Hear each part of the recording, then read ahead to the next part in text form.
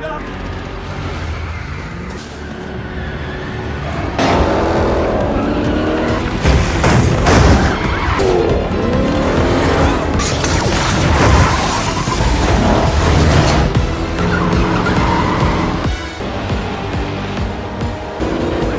there's too many of them, man!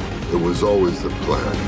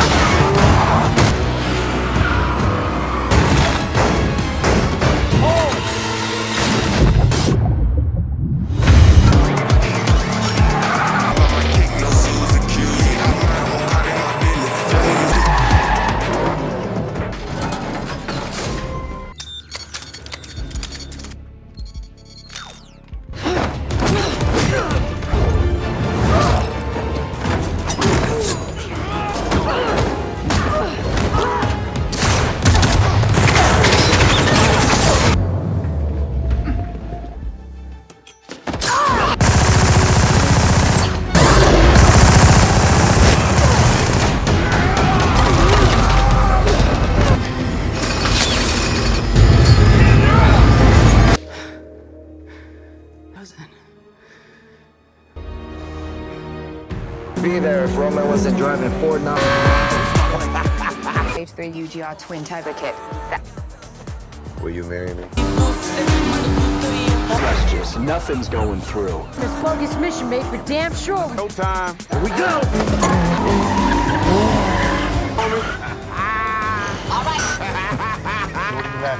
Still bigger than yours. Back is block.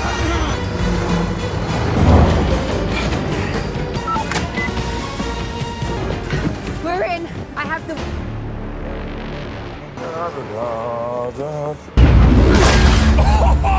A little too much in, huh?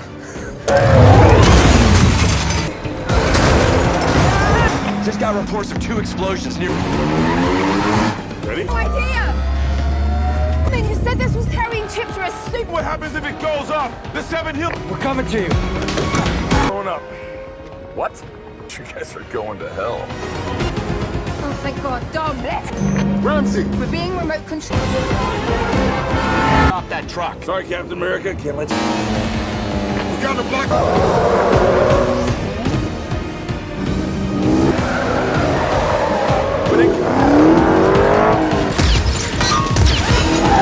Can't drive it? That's where it's getting from. Over the hill! We have to crash into it. So sorry, my Dom, the bomb is out. We got this.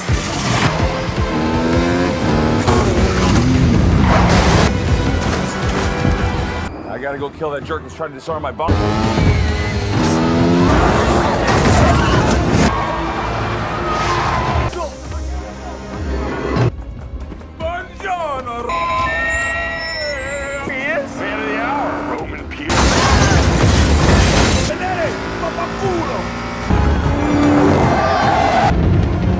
That pump's gonna blow.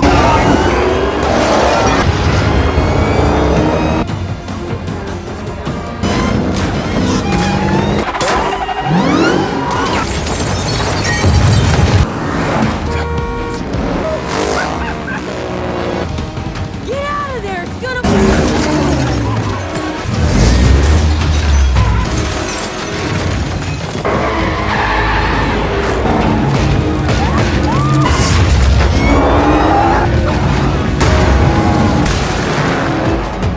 Don't lose him. Damn his detonator and buy us some time.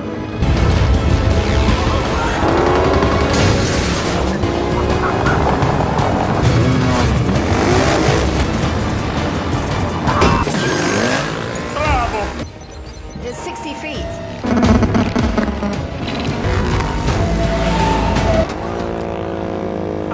He's gone.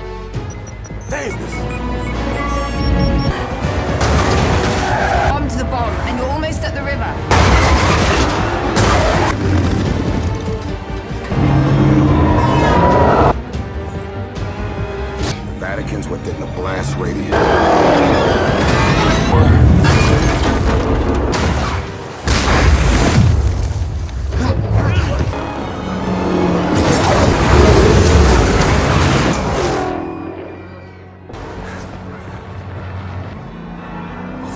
this. Oh.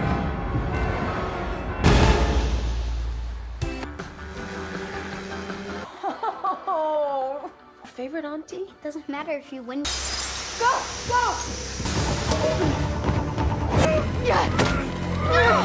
Run!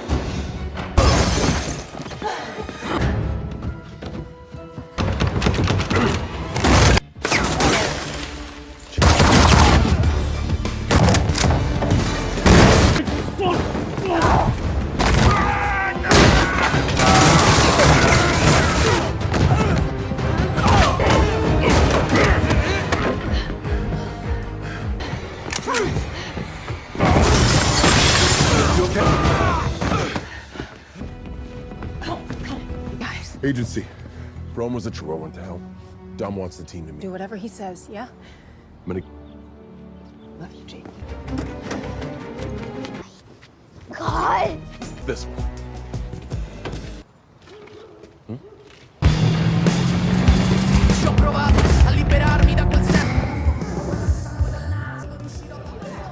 I'm looking around on me.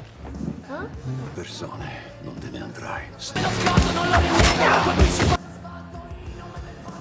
Beers. 2 of them. You did? Her dad kept the agency in line. Owen safe. You're coming for you with everything. Little tracking device thingy? Vault's out of walls, so I think it's safer. There was a hit in Rio. Still pretty dead, but that's your second wish. Letty's in a black dom. I'm so sorry, but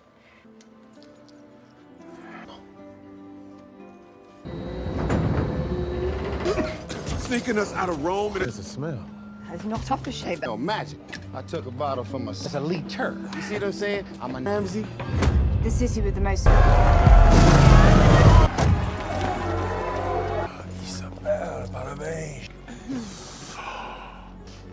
sorry we didn't get to meet you. Or find the Pope. Homage to my family's safe. Hernan Reyes. I took him down. Absolutely right. My father took you from me when you stole our money. To end that suffering. I burned it. You people think you could burn it? And see what happens. Or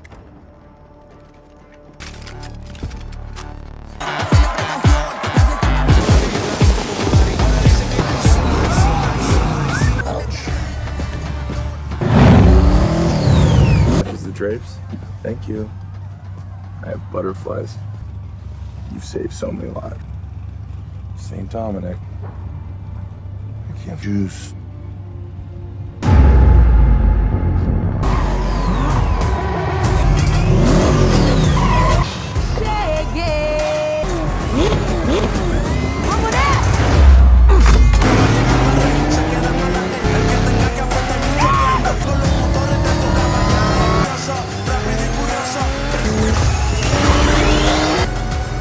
Too eager. No, you shouldn't do that.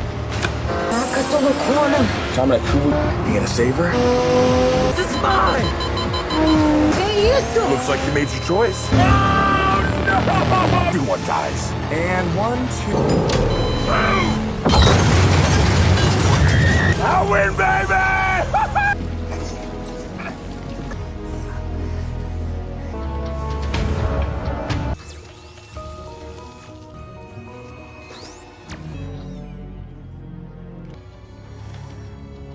Sunshine. Like, blam! And she was like, what?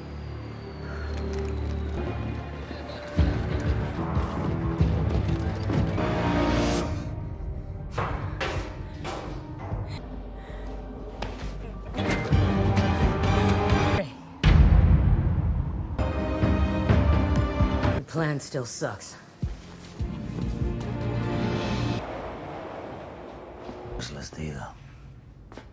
Okay, I'd love to see that. Time. How does he do it by himself? Just a T. It was a mercenary kill team. Erase us off the planet. He's trying to tear us apart. Whoever helped us until now.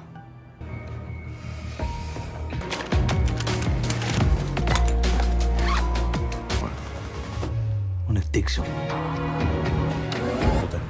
caught without so much as or you figure that buys you some leniency. Spies have been replaced by one man behind the wheel of a car can.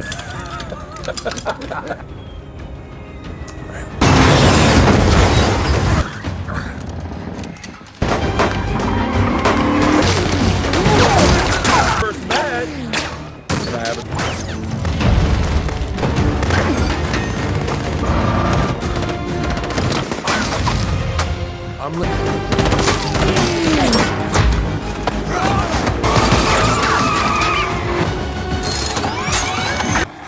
I'm only here to hurt you. Pretty awesome, wasn't it? Badly. Ah, there she is. It's so disrespectful. You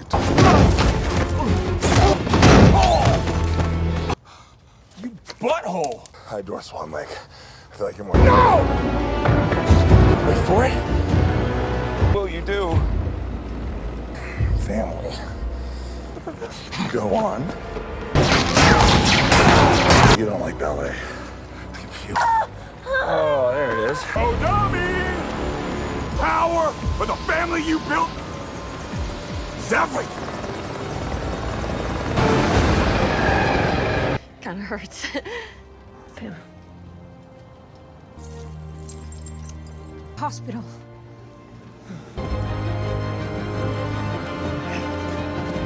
I got her. Go save your son.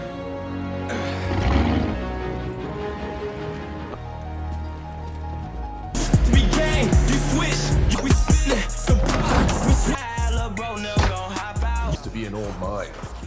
You just gotta keep yourself open. Meet him here. You know your dad. I love you, Uncle Jacob. I'd be interested. In Portuguese airspace. Jacob, why are you so quiet? You all right? It was my mission. Leadership thing really ain't for Ash, strapped to your ass. For something that we all wear. Sometimes we gotta say, I'm sorry. You okay? It was just used to send dozens of mercenaries. We have to stop.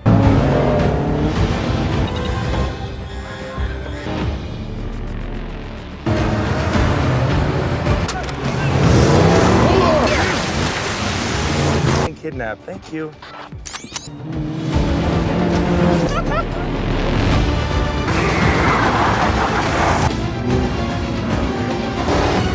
You ready? Stub toes, cannon cars.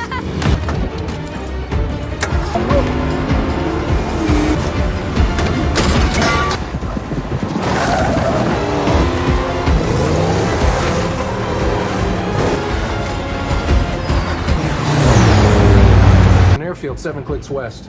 Okay, woman. Who said anything about it?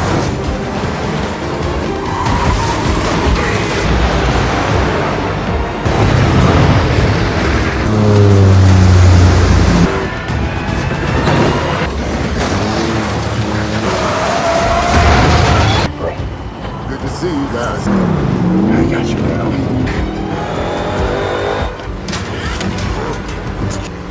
What are you doing? Shut the front door.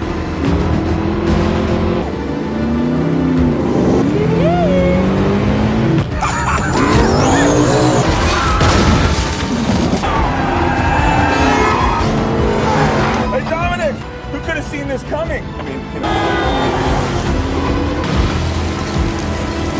I can't get to him, Dom. Jacobs. Got a little surprise for you.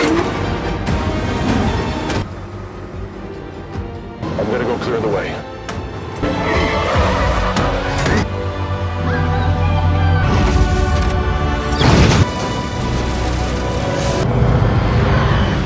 It's very honorable.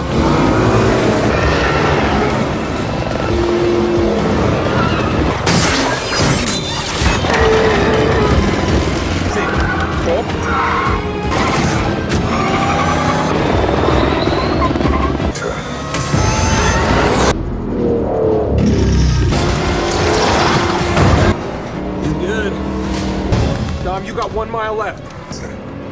Feel the car.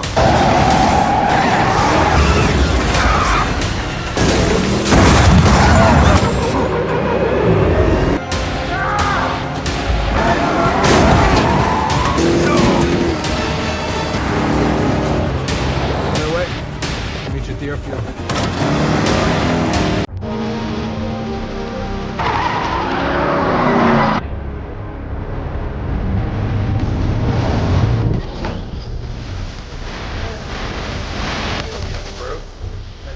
Hey guys, today we're diving headfirst into the adrenaline-fueled, logic-defying world of mathematics, where the laws of physics are literally stretched into fundamental rules.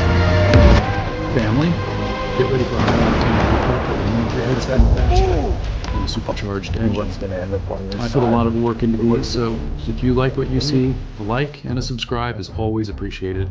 No worries if not.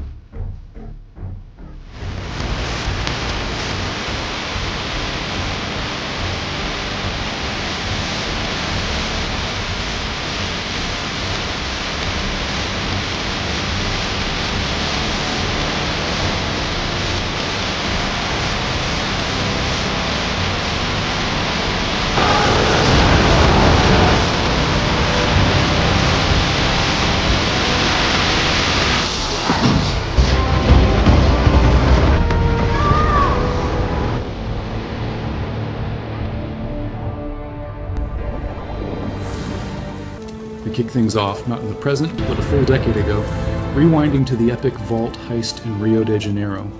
Dom and Brian are busy orchestrating the theft of Hernan Reyes' fortune. Little did they know, lurking in the shadows, witnessing his father's demise, was Reyes' son, Dante. He wasn't just a bystander, he was meticulously planning his revenge. From Dante's twisted, unhinged perspective, we witness the absolute devastation Dom and Brian inadvertently wrought. The metallic clang of the vault, the screams, the sickening crunch of collapsing structures, it all converges into a single, defining, traumatic moment for a young Dante. He crawls from the wreckage, dust and debris clinging to his clothes, a fresh wound bleeding on his temple, the scent of burning rubber thick in the air. There, amidst the twisted metal, lies his father, Hernan Reyes, lifeless. The camera lingers on Dante's face, a slow burn of grief morphing into pure, unadulterated hatred. He cradles his father's body, whispering a silent vow to make Dom pay, and pay dearly for his loss. This isn't just about money or power. It's about a son's profoundly twisted desire for justice, or rather, vengeance, served ice cold and extremely personal. Fast forward to the present, in its peak Fast and Furious family vibes. The sun is shining, the grill is sizzling, and the whole crew is gathered at Dom's house in LA, seemingly without a care in the world. We've got Roman cracking wise, Tej looking thoughtful, Ramsey probably debugging a smartphone with her brain, Han enjoying a suspiciously perfect snack, Mia radiating warmth, and even Jakob. Yes, that Jakob seems to have found his place, blending into the wholesome chaos. Little B is running around, full of youthful energy, utterly oblivious to the impending doom that's about to crash their idyllic Sunday. There's a beautiful sense of peace, a quiet calm before the deafening roar of inevitable conflict. It's the kind of moment that makes you almost forget they regularly defy gravity and basic physics, a fleeting glimpse of normal life that Dom so desperately clings to. But as we all know, peace for this family is usually just the loading screen for the next epic battle. Just as the good times are literally sizzling on the grill, a message pops up from Amy's, Mr. Nobody's not-so-charming replacement, or rather, his second-in-command. He's got a new mission for the crew, head to Rome, retrieve a sensitive device. You know, just your average Tuesday for these guys. The sound of Amy's crisp, almost too perfect voice crackles through the speaker, outlining what should be a straightforward operation. But Dom, with his unparalleled street smarts and a finely tuned, something ain't right radar that's practically a superpower at this point, senses a trap. The way the mission is presented, the urgency, it all feels a little too convenient, a bit too clean for their usual chaotic assignments. He hears a subtle, off-key note in the symphony of the mission, a discordant element that screams danger, and his gut, as always, is usually right. It's almost like he can feel the subtle tremor of an approaching storm. Following his uneasy gut feeling, Dom makes a call that, in hindsight, was probably the smartest thing he could do, despite the protest it likely stirred. He tells Letty and Little B to stay put, to enjoy the LA sunshine, far away from whatever elaborate trap he suspects is being laid.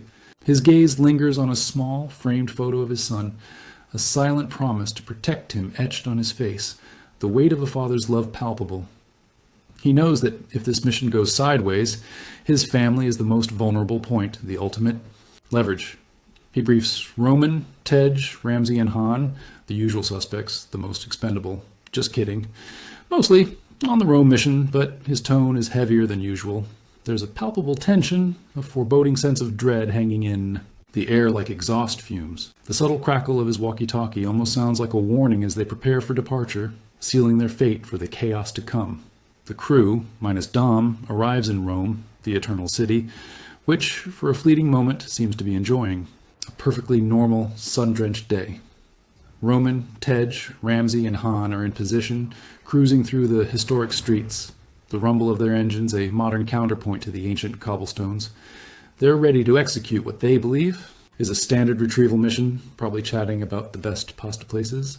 The sounds of a bustling Italian city, distant church bells, the murmur of conversations, the faint clink of espresso cups fill the air, creating a serene but deceptive atmosphere. They're a well-oiled machine, going through the motions, completely oblivious to the colossal, spherical, metallic nightmare that's about to interrupt their sightseeing. It's like they're walking into a meticulously laid, incredibly loud, and very explosive ambush, and they haven't even had their cappuccino yet. Then, the first metallic clang hits, and it's definitely not a church bell. Out of nowhere, Roman's own vehicle is engulfed in a fiery explosion, sending a shockwave that rattles the ancient buildings. The roar of the blast is quickly followed by an even more terrifying rumble. A monstrous, spherical bomb, looking like something out of a supervillain's nightmare, begins to roll, gathering momentum, tearing through the ancient cobblestone streets. Its destination? The Vatican, no less. Talk about making a grand entrance, and a rather destructive one at that. The initial shock gives way to a desperate scramble as the crew realizes they're not retrieving anything. They're trying to stop an apocalyptic bowling ball from taking out the Pope. The screams of the crowd, the screech of tires, the crumbling masonry. It's a symphony of sudden, terrifying chaos orchestrated by Dante, who is no doubt enjoying every second of it. Back in LA, Dom's worst fears are confirmed in sickening high definition as he watches the news. The chaos unfolding in Rome, the massive rolling bomb, the sheer scale of the attack, it all points to the meticulously laid trap he foresaw. His calm demeanor shatters, replaced by a steely resolve that could melt steel. Without a second thought, he roars out of his garage in his iconic Dodge Charger, the engines growl a symphony of impending vengeance and desperate hope. The world around him blurs as he speeds towards Rome, a man possessed, driven by the unwavering desire to protect his family, both by blood and by bond. The tactile vibration of the steering wheel in his hands is the only anchor in his storm of fury, the only thing grounding him as he prepares to enter the eye of the storm. He's going to Rome, and he's bringing the thunder. Dom arrives in Rome like a thunderclap, his Charger a blur against the ancient architecture, defying all known traffic laws and probably a few international treaties. He instantly joins the frantic, desperate chase, weaving through narrow streets, the roar of his engine a furious counterpoint to the terrifying rumble of the colossal bomb. This thing isn't just a threat, it's a force of nature, flattening everything. In its path, creating an almost deafening cacophony of shattering glass and collapsing masonry. Dom's hands are a blur on the steering wheel, his focus absolute, trying to find any angle, any weakness, to stop this metallic monstrosity before it reaches its target, the very heart of the Vatican. It's like a deadly game of pinball, and the city is the table, with innocent lives as the flippers. The stench of burning metal and ozone fills the air as he pushes his car to its absolute limits. Amidst the chaos and the metallic clang of the bomb's destructive rampage, a new unsettling element of terror emerges. Dante himself. His face, chillingly serene yet utterly deranged, pops up on digital screens around Rome, a modern-day villain's broadcast, complete with a derisive chuckle. He taunts Dom, his voice dripping with playful malice, taking full credit for the carnage and reveling in Dom's desperate struggle. He explains, with a disturbing cheerfulness that makes your skin crawl, that this isn't just an attack. It's the first movement in a symphony of suffering he's composed, a meticulous, drawn-out plan to dismantle Dom's life piece by agonizing piece. The subtle whoosh of wind past Dom's ears as he drives is almost drowned out by Dante's chilling laughter, echoing through the city streets. This guy isn't just a villain, he's an artist of anguish, and Dom is his reluctant muse. The rolling bomb continues its destructive path, a literal wrecking ball through history, and Dom is right there in the thick of it, orchestrating an impossible dance. We see his charger, a blur of raw power, narrowly swerving as ancient buildings groan and collapse in a cloud of dust and rubble. The thud of falling masonry, the screech of tires fighting for traction, the roar of the bomb. It's an overwhelming assault on the senses. He's not just driving, he's performing an intricate, high-stakes ballet, his hands a blur on the steering wheel, his eyes scanning for the next impossible gap, the next hair-raising dodge. Each near miss is a testament to his unparalleled skill, but also to the overwhelming, relentless nature of Dante's attack. It's a reminder that even the best drivers can only defy physics for so long before something gives. With sheer grit, a prayer, and a healthy dose of movie magic, Dom pulls off the impossible.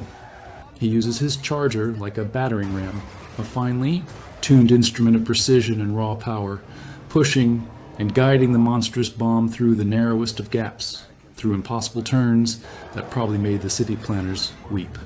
The screech of tires and the groan of protesting metal as he forces the bomb off course are almost deafening. In a breathtaking sequence, he manages to send the ticking time bomb hurtling into the Tiber River, where it explodes harmlessly, sending a massive geyser-like spray of water into the air, momentarily washing away the chaos. Rome, and more importantly the Vatican, are saved. But the relief is short-lived. This isn't a victory, it's merely a stay of execution, and Dante, no doubt, is already planning his next, even more diabolical move. The splash of the explosion feels less like triumph and more like a period at the end of a very ominous sentence. Just when Dom catches his breath, the plot thickens faster than concrete setting in a cold climate. Ames, the very guy who gave them the mission, now looks at Dom with a gaze colder than a winter's night in Siberia. Mr. Nobody, the usual benevolent protector, is nowhere to be found, completely off the grid, probably on a well-deserved, if poorly timed, vacation. Ames, stepping into the power vacuum with a chillingly confident smirk, declares Dom and his entire crew rogue agents, issuing warrants for their immediate arrest. It's a classic bait and switch, a complete betrayal that leaves them utterly exposed, turning them from heroes to public enemies in the blink of an eye.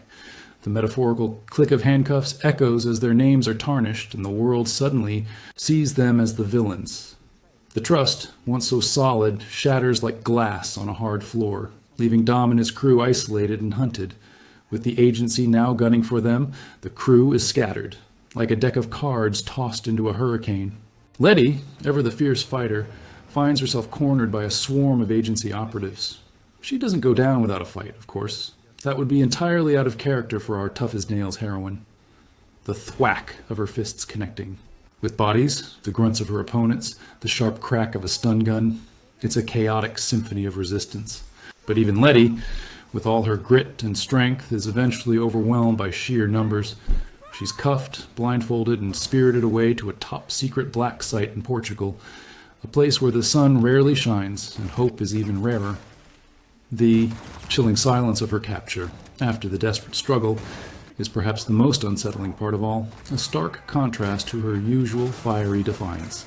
It's enough to make you wince, knowing what lies ahead for her.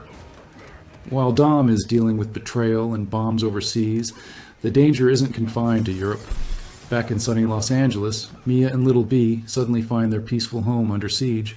The sharp rap of fists on the door turns into the splintering crash of wood as armed agents storm their residence, their boots thudding ominously on the floorboards. Mia, ever the protective sister and mother, grabs Little B, her maternal instincts, kicking into overdrive. The rapid-fire footsteps, the shouted commands, the metallic click of weapons being primed. It's a jarring, terrifying intrusion into their domestic tranquility.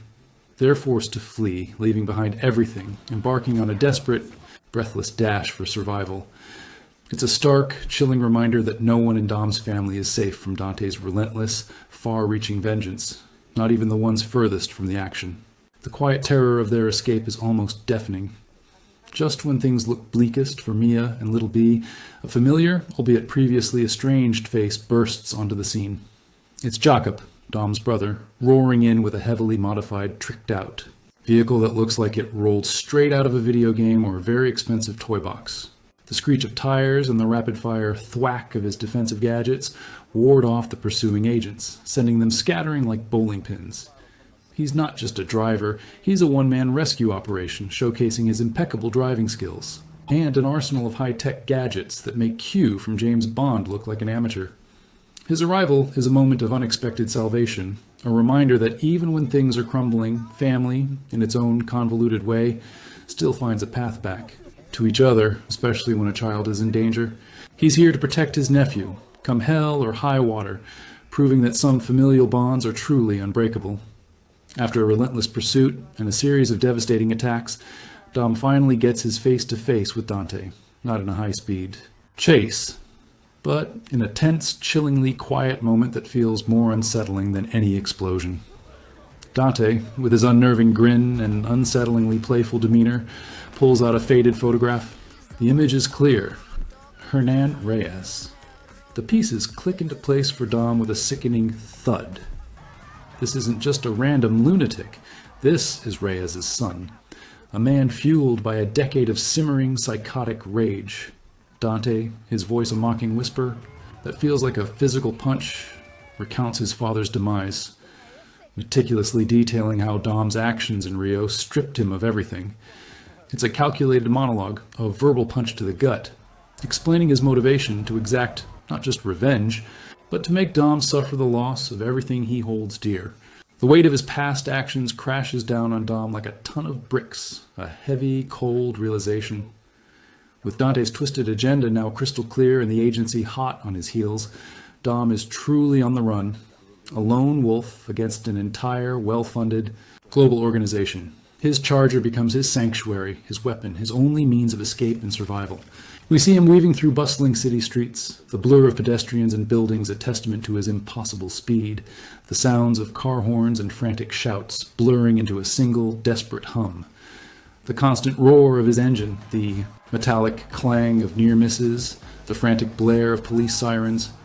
It's a relentless symphony of pursuit, a pulse-pounding rhythm of pure adrenaline. Every turn is a gamble, every straightaway a test of his resolve. The tactile sensation of the road beneath his tires is a constant reminder of the thin line between freedom and capture, a desperate dance with destiny.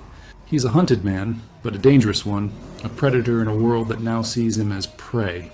Desperate for answers and a way to fight back against a world that seemingly turned its back on him, Dom makes his way to London, where he seeks out a familiar, albeit wonderfully unconventional, source of wisdom, Queenie Shaw. She's found in a dimly lit, smoky pub, looking every bit the cunning, sharp-witted matriarch she is, sipping on something strong. The clinking of glasses and low murmur of conversation provide a brief, almost normal backdrop to their tense discussion, a rare moment of respite for Dom. Queenie, with her knowing smile and a glint in her eye that speaks of years of experience, in shady dealings, offers Dom critical information, a lifeline in his sea of troubles. She has connections, she has ears everywhere, and she knows how to navigate the murky underbelly of the criminal world. It's a brief welcome moment of clarity before he dives back into the fray, a reminder that even in the darkest corners, allies can be found, especially if they have a flair for the dramatic and a soft spot for the Toretto family. Meanwhile, far from London's foggy streets and Queenie's comforting sarcasm, Letty is enduring her own nightmare. She's deep inside the agency's black site in Portugal, a place designed to break even the strongest wills. The metallic clang of the cell door, the cold, sterile air that bites at your skin, the constant low hum of unseen machinery. It's all designed to disorient and intimidate, to strip away identity. She's chained, questioned relentlessly, and pushed to her absolute physical and mental limits, but Letty, being Letty, refuses to crack. Her steely resolve, her unwavering loyalty to Dom and the family, acts as her shield against every tactic. The silent tension in the interrogation room is almost palpable, a testament to her unyielding spirit. She might be physically confined, but her mind, her will, remains defiantly free, a flicker of hope in a dark, desolate place. You can almost feel the chill radiating from the screen. Just when Letty thinks she's utterly alone in her desolate prison, a familiar, unwelcome, yet oddly comforting face appears. It's Cypher, the cyber-terrorist who's been a recurring thorn in Dom's side for ages, looking surprisingly disheveled and equally trapped. The irony is thicker than a triple chocolate milkshake, a truly unexpected twist that makes you wonder if Dante somehow orchestrated this too. The subtle whoosh of the automatic cell door opening reveals her, and the tension between them is so thick you could cut it with a blunt knife. Neither is thrilled to see the other, to say the least. There's an unspoken, almost palpable animosity in the air, but also a shared understanding of their dire situation. They're both caged birds, but one has a wicked bite, and the other a chillingly calculating mind. It's a moment that redefines awkward reunion, especially when your past involves trying to kill each other. Dante has a knack for making strange bedfellows, and this is perhaps his most bizarre pairing yet. With no other options, and with the metallic clang of their shared predicament echoing in the sterile confines of the black site, Letty and Cypher grudgingly forge an alliance. Desperation, as they say, makes for strange bedfellows, and these two are practically sharing a mattress made of pure spite. Cypher, ever the pragmatist, outlines the stark reality. We need to get out, and we need each other. Her voice is raspy but resolute, cutting through the silence. Letty, after a moment of intense, wary eye contact, offers a curt nod. The unspoken agreement hangs in the air, thick with mistrust, but also a shared, burning desire for freedom. It's a team-up no one saw coming, proving that even villains can find common ground when facing an even bigger threat. This is going to be a tense road trip, literally. With their grudging, unspoken truce in place, Letty and Cypher launch their desperate escape. The black site, a fortress of steel and concrete, instantly becomes their brutal battlefield. The air fills with the sharp crack of bones, the grunt of guards, and the rhythmic thud of their boots on concrete as they fight their way through the labyrinthine corridors. Letty, a whirlwind of fists and raw, untamed power, complements Cypher's. More calculated, strategic attacks, using her surroundings with chilling efficiency. They're a bizarrely effective duo, leaving a trail of unconscious guards in their wake. The metallic clang of a dropped weapon, the sharp whoosh of a security door sliding open, every sound is amplified in their frantic bid for freedom. It's a symphony of controlled chaos, each movement precise and deadly, proving that even when handcuffed, these two can cause some serious damage. You can almost feel the impact of every punch. The breakout continues, a relentless charge through the black site's dark industrial corridors. Letty and Cypher, now a finely tuned machine of destruction, duck and weave through a maze of obstacles, each one more dangerous than the last. The metallic screech of security doors being forced open, the sudden boom of strategically triggered explosions, the frantic shouts of alarms. It's a sensory overload. Cypher, with her tech wizardry, is bypassing systems and opening pathways, while Letty is handling the more physical negotiations, the tactile sensation of cold metal, the distant thrum of heavy machinery, the constant fear of being trapped. It's a high-stakes game of cat and mouse where the mice are fighting. Back with extreme prejudice, they're not just escaping. They're tearing a hole through the agency's supposed impenetrable stronghold, leaving a trail of destruction that would make Michael Bay proud. This is less an escape, more a hostile takeover in reverse. After their grueling escape, Letty and Cypher burst out into the biting cold of an Antarctic landscape, a vast white expanse that somehow feels even more isolating than the prison itself. The wind howls, a piercing sound against the backdrop of their heavy breaths, carrying the stinging bite of ice. Just as despair starts to set in, a low rumble turns into the familiar thump, thump, thump of a helicopter approaching through the swirling snow. And who should be at the controls? None other than Giselle Yashar. The collective gasp from the audience was probably audible across the globe. I sure wasn't expecting her to pop back up. She's alive. Her return, like a phoenix from the icy ashes, is a moment of pure, unexpected awe. A dazzling beacon of hope that defies all previous expectations and sets up a whole new set of questions. It's a reunion so epic, It practically warrants its own spin-off series, featuring icy puns and maybe a polar bear sidekick. Back with the main crew, Roman, Tej, Ramsey, and Han, they've managed to find a temporary safe house, a fleeting moment of respite from the relentless pursuit. The atmosphere is heavy, thick with worry, the air almost crackling with unspoken tension. The soft murmur of their voices, discussing their dwindling options, the subtle tap, tap, tap of Ramsey's fingers on a laptop trying to find a way out, paint a picture of utter desperation. They're running on fumes, demoralized by the betrayal, and the sheer scale of Dante's meticulous planning. But despite the despair, that familiar flicker of Toretto family resolve burns within them. They know they're outmatched, outgunned, and out-resourced, but giving up is simply not in their DNA. The crunch of a snack bag from Han offers a brief, almost comical interlude, a moment of normalcy in their insane world. They're trying to figure out how to fight a ghost with a global network, which is, just a tad challenging. Back on the other side of the world, Jakob and Little B are still on the run, a nomadic duo trying to stay one step ahead of Dante and the agency. The constant hum of the road, the shifting landscapes outside the window, become the new, unsettling normal for Little B. He clutches a worn toy, a small anchor in his tumultuous world, his young face a poignant mix of fear and an inherited Toretto. Determination. Jakob, with his gruff exterior, tries to lighten the mood with jokes and distractions, but the gravity of their situation is palpable. Every whoosh of a passing car, every distant siren, sends a jolt of anxiety through them.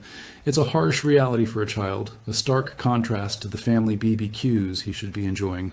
The rumble of Jacob's souped-up vehicle is their only constant, a metallic heartbeat against the world's chaos. It's a high-stakes, cross-country road trip that no kid should ever have to experience. Meanwhile, Dante is playing chess on a global scale, his mind a masterclass in villainous strategy, his fingers dancing across keyboards like a deranged maestro. We see him in his lair, surrounded by an array of flickering screens, each one a window into a different part of the world, a different member of Dom's crew. The subtle click of his keyboard, the low hum of his servers, the whir of cooling fans. It all paints a chilling picture of a man in absolute, terrifying control. He's not just chasing them. He's orchestrating a grand, elaborate trap, pulling strings, setting false flags, turning allies into enemies with disturbing ease. His reach is seemingly limitless, his web of surveillance intricate and far-reaching. It's a chilling display of technological prowess wielded for pure, unadulterated, deeply personal revenge, making the world feel incredibly small and dangerous for the Toretto family. He's basically a super hacker with daddy issues and a penchant for vehicular mayhem. Dom, ever the protector, receives a fragmented, coded message. A whisper of Little B's location, a digital breadcrumb left by someone still loyal. It's a fragile lead, a needle in a haystack, but it's enough for a father's desperate heart. His jaw tightens, his eyes narrow, laser-focused on the glowing map on his car's console. With a ferocious roar of his engine, he's off. This isn't just a drive.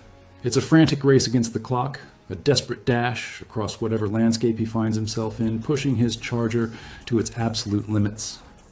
The wind howls past his windows, a blur of scenery that barely registers as he focuses on his singular objective. The metallic grind of gears, the deep thrum of the engine, every sound is a pulse beat of his unwavering determination. He will find his son, no matter the cost, no matter the impossible obstacles Dante throws in his path. The road literally vibrates with his urgency. As Dom speeds towards his son, the agency, now effectively Dante's puppets under Amy's smug direction, is hot on his trail. It's not just a few cars, it's a relentless, coordinated pursuit involving a swarm of black SUVs and tactical vehicles.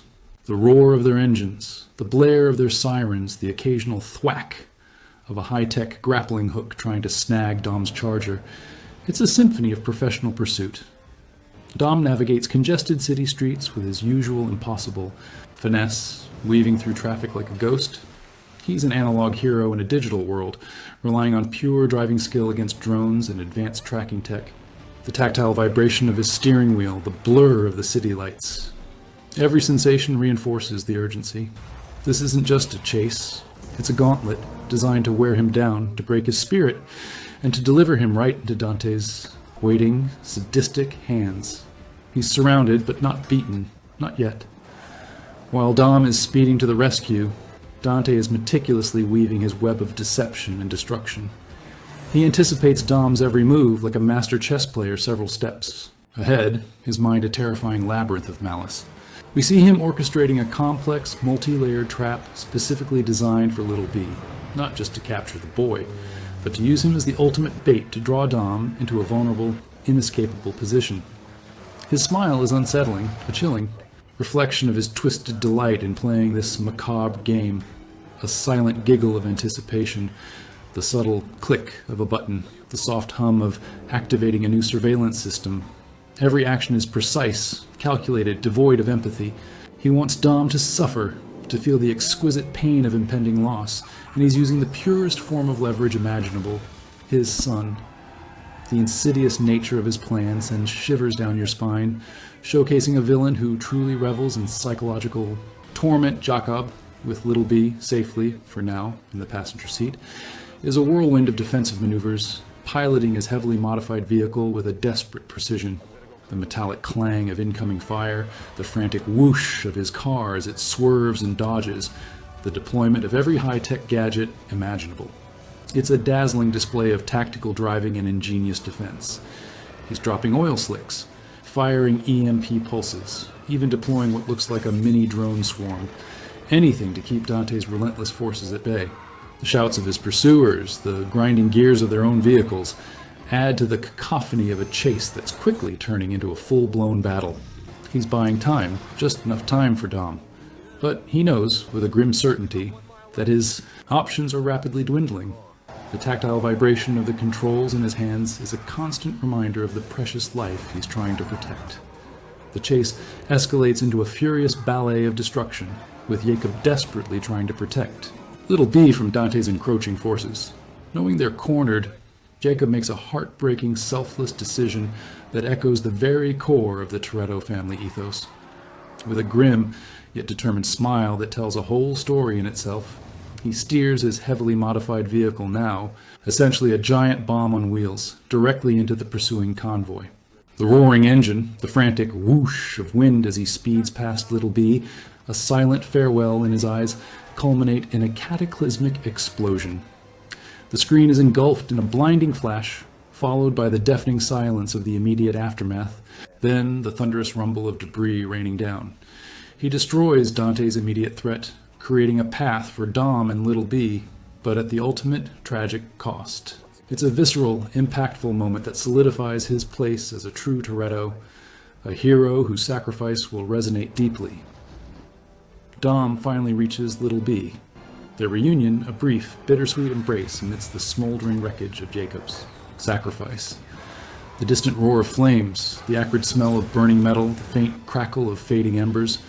It's a stark, almost apocalyptic backdrop to their emotional moment. Dom clutches his son tightly, the tactile warmth of the boy. A precious anchor in his chaotic world, a physical manifestation of everything he fights for. There's no time for grieving, no time for solace. Dante's forces are still closing in, a palpable threat in the air. The grim reality of Jacob's sacrifice weighs heavily, a silent promise of future vengeance etched on Dom's face. They exchange a look, a silent understanding passing between father and son, before Dom knows they must keep moving, one step ahead of the relentless enemy. The faint crackle of a hidden comms device reminds him that the clock is still ticking, relentless and unforgiving. With Little B by his side, Dom speeds towards the horizon, where a colossal dam looms, its concrete walls stretching imposingly across the landscape. The rumble of his Charger's engine grows louder, almost a primal roar, as they close in on what is clearly the stage for the final, desperate confrontation. The sheer scale of the structure, the distant whoosh of wind whipping off its massive face, creates an atmosphere of immense pressure and impending doom. It's a man-made marvel turned into a battleground. A perfect, imposing backdrop for the grand finale of Dante's twisted play. Dom's grip on the wheel tightens, his focus absolute. He knows Dante is waiting, and this time there's nowhere left to run. The air itself feels heavy with anticipation, thick with the scent of destiny, and perhaps a little bit of fear. This dam is about to get a whole lot more exciting and probably a lot wetter. The stage is fully set for the ultimate showdown, A colossal dam, its concrete walls stretching imposingly across the landscape, now rigged by Dante to be the ultimate weapon. Dom, with little B safely, for now, tucked away in the Charger, faces Dante's full, unhinged might. It's not just a car chase, it's a metallic clang of destiny, a clash of wills on a precipice. Dante, ever the showman, has rigged the dam with explosives, threatening to unleash a catastrophic, world-changing flood. The sheer scale of the environment amplifies the tension, making every rev of an engine, every screech of tires, feel like a momentous event. It's Dom versus Dante, family versus vengeance, with the entire world potentially hanging in the balance, or at least a very large chunk of it. The subtle click of Dante's remote control, revealing the bomb placements, is more chilling than any roar of an engine.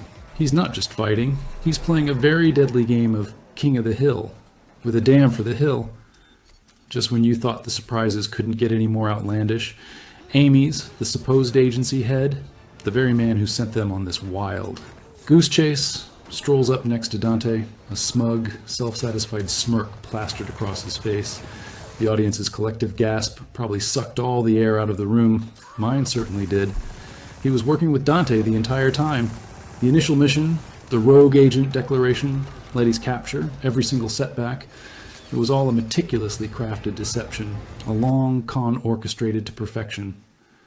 The metallic click of his weapon as he levels it at Dom is a visceral sound of ultimate betrayal, a punch to the gut that twists the knife even further. It's a complete shattering of trust that leaves Dom reeling, realizing just how deep Dante's web of manipulation truly runs. Talk about a double cross that would make even a snake jealous. Well, this guy earned his villain stripes the hard way, by being a total deceitful jerk. With the dam rapidly disintegrating beneath his tires, the concrete groaning and cracking like a dying beast, and Amy's revealed as the ultimate backstabber, Dom has one impossible choice. Plunge. He grips the steering wheel, his knuckles white, his jaw set in a grim line, and with a roaring engine and a silent prayer, he drives his Charger straight off the edge of the collapsing dam. The whoosh of air, the sickening lurch as the car leaves the ground, the desperate shouts of Dante's men. It's a visceral, heart-stopping moment of pure, unadulterated terror. Little B, clinging to his father, experiences a fear no child should ever know. The car hurtles towards the churning water below, a desperate, almost suicidal gambit, a testament to his unbreakable will to protect his son, no matter the odds, no matter the ultimate sacrifice. The wind whips past the open windows, carrying with it the scent of inevitable impact. The mighty Charger hits the churning water with a deafening splash, sending a colossal wave into the air before rapidly submerging. Underwater, the silence is oppressive, broken only by the ominous gurgle of water as it steadily fills the car's interior. Dom and Little B are trapped, suspended in a watery tomb, the car's remaining lights flickering ominously, casting an eerie glow on their terrified faces. The chill of the water seeping in is a tactile, terrifying sensation, a cold embrace of impending doom. Dom struggles with a desperate urgency, his movements hampered by the crushing pressure, trying to pry open a door, find an escape route, anything. The limited visibility, the dwindling oxygen, the silent terror in Little B's eyes. It's a moment of suffocating claustrophobia. The roar of the engines and the clang of metal are replaced by the chilling silence of inevitable defeat. A truly bleak moment for our hero and his son. The deep pressure of the water on the car's frame feels like the weight of the world. Above, on the ruined dam, Dante stands, a silhouette against the distant orange glow of residual explosions, the sound of the crumbling concrete echoing around him. His face, illuminated by the dying light, bears a chillingly victorious smile, a silent testament to his perceived triumph over Dom. His laughter, a low, guttural sound, seems to carry on the wind, a cruel melody celebrating his revenge.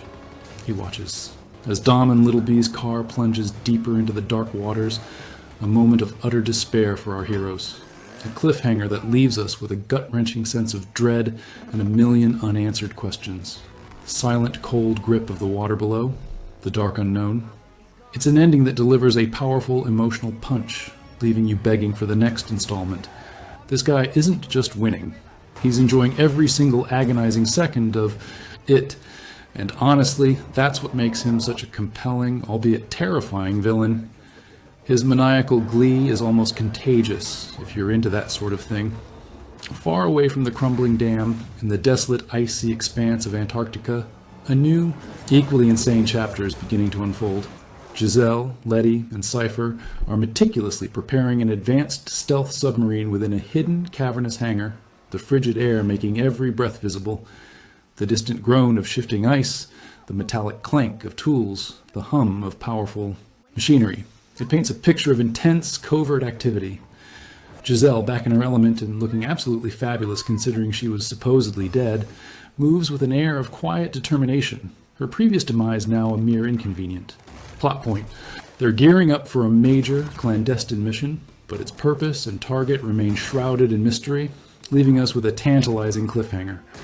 The whoosh of the hangar doors closing behind them feels like the sealing of a new, dangerous pact, a beacon of hope, or perhaps another layer of chaos. What could they possibly be planning? And how does one even get a stealth submarine to Antarctica without anyone noticing?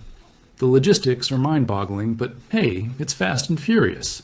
Meanwhile, the rest of the crew, Ramsey, Tej, Roman, and Han, are frantically tracking the unfolding disaster from their makeshift command center, probably powered by a car battery and a prayer.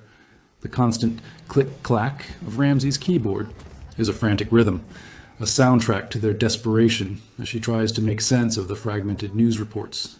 Their faces are etched with worry as they watch the news channels, piecing together the events at the dam, the roar of the explosion still echoing in their minds. Despite their own precarious situation and the overwhelming odds, that familiar flicker of Toretto family resolve burns within them. They might be temporarily defeated and scattered, but giving up is simply not in their DNA. The crunch of a snack bag from Han offers a brief, almost comical interlude of normalcy amidst the impending global catastrophe, because even in the face of doom, Han must eat. They're thinking, planning, and probably arguing, but they're not out yet. The metallic hum of their getaway van, waiting outside, serves as a reminder of their own constant peril, but their loyalty to Dom overrides all fear. The movie masterfully cuts between these disparate, desperate situations. We're left with the haunting image of Dom and Little B trapped in their submerged charger. The last flickering lights extinguished, the silent, cold grip of the water a terrifying embrace. Then, a quick flash to Letty, Cypher, and the astonishingly alive Giselle embarking on their mysterious Antarctic mission. A sliver of hope in an impossible situation. And finally, Dante's chilling, victorious smile, a direct challenge to Dom, a proclamation of his unholy triumph. It's a series of emotional gut punches, a cliffhanger designed to leave you breathless, frustrated, and absolutely desperate for the next installment. This isn't just an ending. It's a giant, flashing, to-be-continued sign that practically screams, "Get ready for more." The tactile sensation of dropping your popcorn bucket in shock is almost guaranteed. What a ride. Folks, Fast X truly delivered on its promise of high-octane action and a villain who loves to mess with everyone's heads. This movie left us hanging, quite literally, on the edge of our seats, wondering how Dom and his crew will ever escape this tangled web of vengeance. But if there's one thing we've learned from this family, it's that they never give up. They always find a way, even when the odds are stacked against them and even when it seems like the world itself is collapsing. It's a powerful reminder that while the journey might be rough and the sacrifices immense, the bonds of family, friendship, and sheer willpower can conquer almost anything. Until next time, stay safe, keep those engines roaring, and remember, always trust your gut feeling, especially if it tells you a giant rolling bomb is headed for the Vatican. Peace out.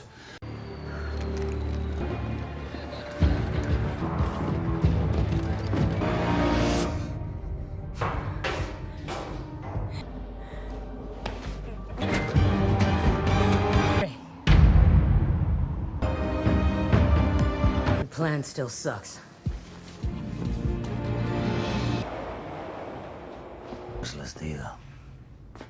Okay, I'd love to see that. Time. How does he do it by himself? Just a two. It was a mercenary kill team. Erase us off the planet. He's trying to tear us apart. Whoever helped us until now.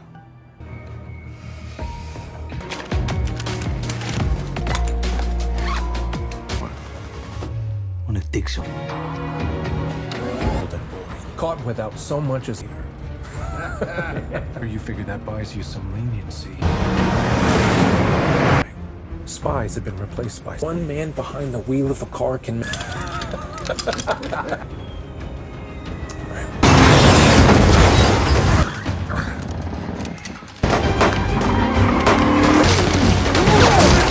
First bad.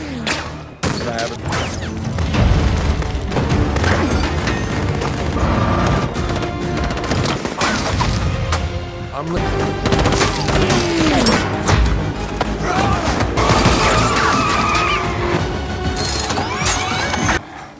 only here to hurt you. Pretty awesome, wasn't it? Badly. There she is. That's so disrespectful. You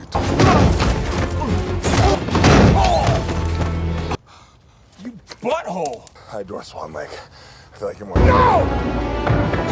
Wait for it. Will you do? Family. Go on. You don't like ballet. I can feel it. Oh, there it is. Oh, dummy!